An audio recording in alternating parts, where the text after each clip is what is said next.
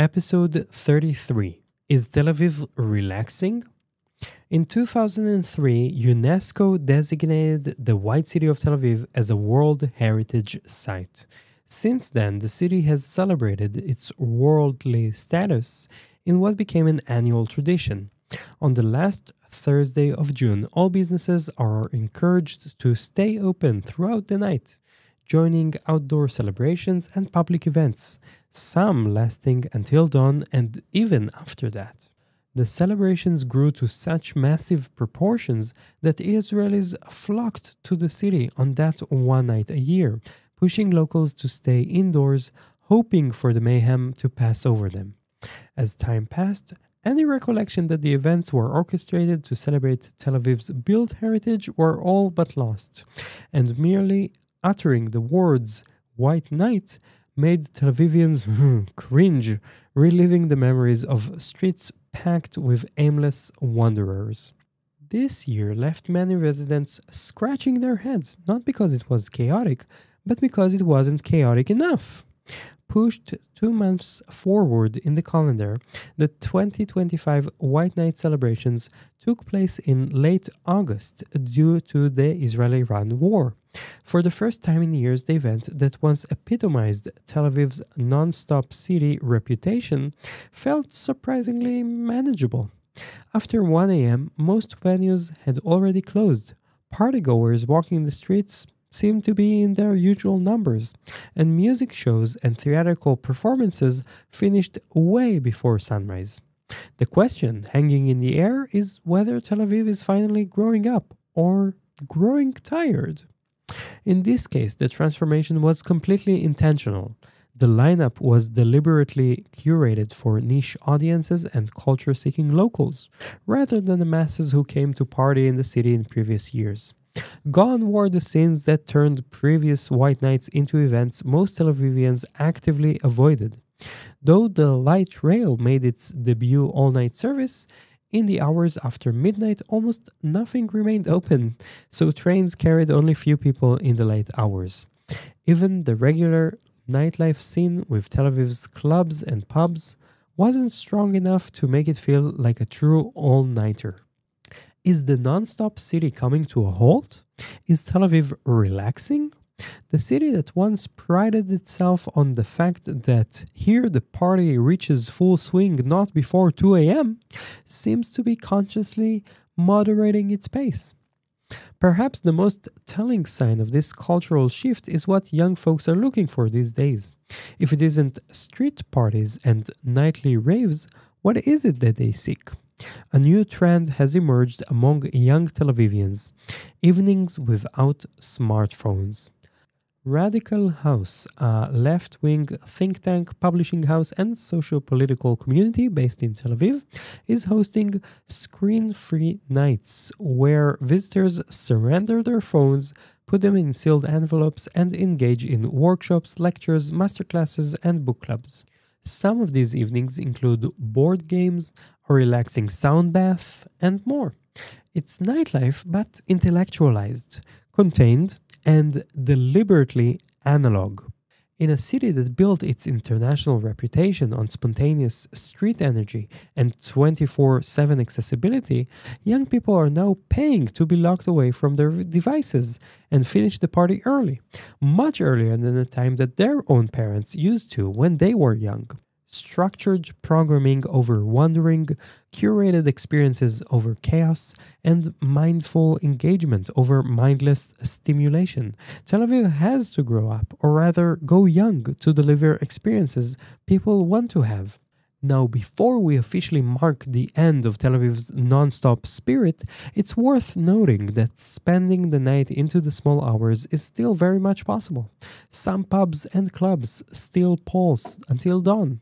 The difference is that these feel less like the defining characteristic of the city and more like convenient amenities for those who need them. Tel Aviv hasn't stopped being available around the clock. It just stopped making that availability the centerpiece of its identity.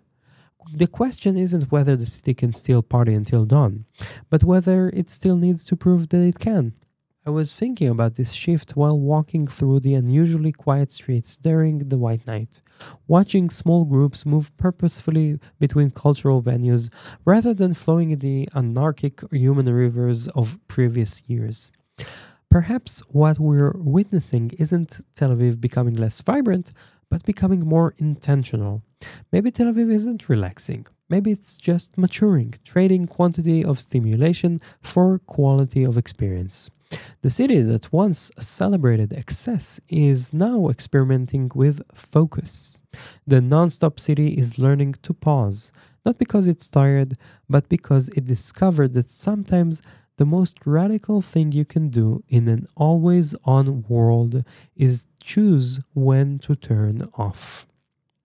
My name is Tomer Shlush, and I've been guiding tours in Tel Aviv since 2008. I started out of fascination with my family history. The Shlush family was one of the founding families of Tel Aviv.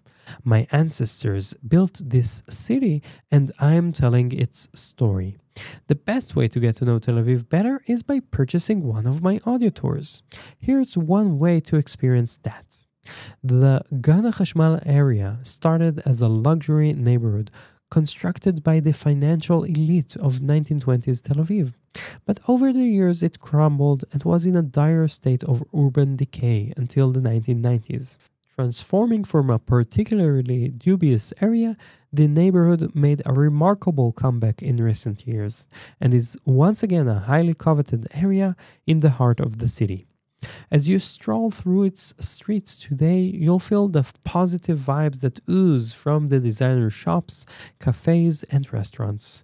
Tel Aviv's nocturnal transformation is also evident in this area. Once famous for its aggressive nightlife energy, today it offers more intimate point bars and other venues that prioritize conversation over volume. The neighborhood's landmark late-night establishment is One Bar on 1 Mikveh Israel Street.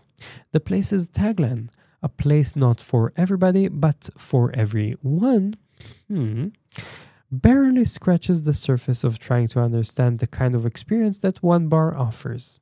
Here, no one, or nobody, has heard about the city relaxing its non-stop attitude. Described as a neighborly bar for friends, it's the go-to bar to end the night of bar hopping, saving the best for last. A noticeable and inexplicable love for Julio Iglesias, of all celebrities, remains a mystery that doesn't need solving. Each visit offers a different kind of live music experience, which is exactly what makes people return again and again. I can suggest simply going there for a drink to admire the community. It'll probably be even more mesmerizing than the sound production you'll drop on. My Gan HaHashmal audio tour reveals the magnificent history lurking behind the stylish buildings of this area. This DIY tour unveils intriguing stories that lie dormant in the architecture, showing how a luxury neighborhood turned slum has been rediscovered as one of the most electrifying places in Tel Aviv.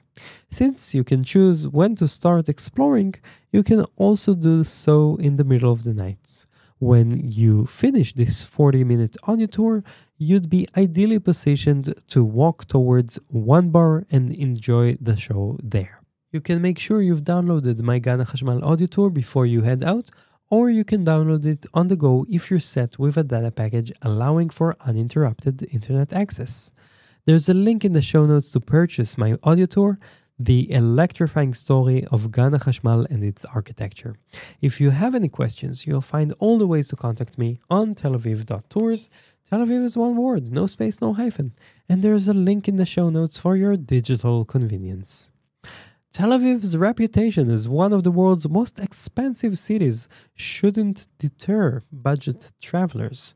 There are numerous ways to experience this vibrant metropolis without breaking the bank. The fall season marks the perfect time to visit Tel Aviv for budget-conscious travelers, particularly after the conclusion of the Jewish High Holy Days on October 15th, 2025. November travelers to Tel Aviv will have an optimal experience, balancing near-ideal weather conditions and a substantial price drop in flight prices and hotel rates. The city's greatest free attraction remains its 14-kilometer, that's about 10 miles, stretch of Mediterranean coastline. These golden sand beaches offer unlimited hours of swimming and sunbathing, and this is possible even in November, thanks to the Middle Eastern climate Tel Aviv enjoys. You can rent a sound lounger or an umbrella, but you can also just bring a towel and lay it over the sand, preferably in the shade of one of the many wooden sheds scattered on the beach. Transportation savings come naturally when you embrace Tel Aviv's cycling revolution. You can rent a bicycle for as little as 17 shekels, that's about $5 for a 30-minute ride. Just make sure you're renting out the regular mechanically powered bicycles. The electric ones are a bit more expensive to rent. There are also daily and weekly passes, which allow you to hop on and hop off. Metrofan stations are scattered across town, so it's easy to pick up a bicycle when you need one and drop them off wherever you need to get to. If you enjoy the ride itself, then I especially recommend buying such a pass. Walking and public buses provide additional affordable ways to get around, which integrate well with bike renting. Bus fares are on the rise but still subsidized by the government, so a bus ride costs 9 shekels, that's about $2.50. Stay away from taxis and e-scooters because even short rides are considered expensive. The Carmel Market becomes a budget traveler's paradise, especially on Friday afternoons when vendors dramatically reduce prices to clear their weekly stock before Shabbat. Fresh fruits, vegetables, local cheeses, freshly squeezed juices, sweet treats, and prepared meals are available at remarkably low prices, with room to haggle. Travelers staying for a longer period of time, I'd recommend preparing your own meals from time to time using market ingredients. Local grocery stores are considered expensive in comparison to what you can get at the market. This doesn't just save you money, but also provides you healthier eating while discovering local flavors. When you do eat out, look for the business meal. It's called iskit in Hebrew. During lunchtime, most restaurants will offer restaurant-quality dishes with free starters or salads included, providing excellent value. Another option is the local street food, such as falafel and sabich, a mix of fried vegetables served in pita bread. Even half a meal can be satisfying, so don't discourage the cheapest item on the menu thinking it's just an appetizer. My favorite low-cost meal is hummus, served at specialty eateries. One of the longest-standing arguments in the city is which hummus place is the best, but I just recommend going to the nearest one you can find, as they're all spectacular and leave the highly nuanced hummus comparison to the locals. When buying a drink in Tel Aviv, some people first encounter what can only be described as culture shock. Yes, it is acceptable to sell a glass of beer or a glass of wine for more than $10 in this city. Yes, the locals also complain about it, but for some reason, prices aren't expected to lower anytime soon. My suggestion is to aim for happy hours. Some places start as early as 5 p.m. If you do a little research in advance, you can choose between two nearby places, but only in one of them will you get up to 40% discount if you come at the right time. In some pubs and restaurants, you should order a table in advance, so plan wisely. When on vacation, you shouldn't feel like you need to be stingy, but it is possible to prioritize and make an informed decision. I put a link in the show notes for a local app called Ontopo, with which you can find places in Tel Aviv with happy hours and book a table if you'd like. Most happy hours finish by 7 or 8 p.m. and can have a discount or a 2-for-1 offer, making even upscale restaurants or cocktail bars accessible to budget travelers.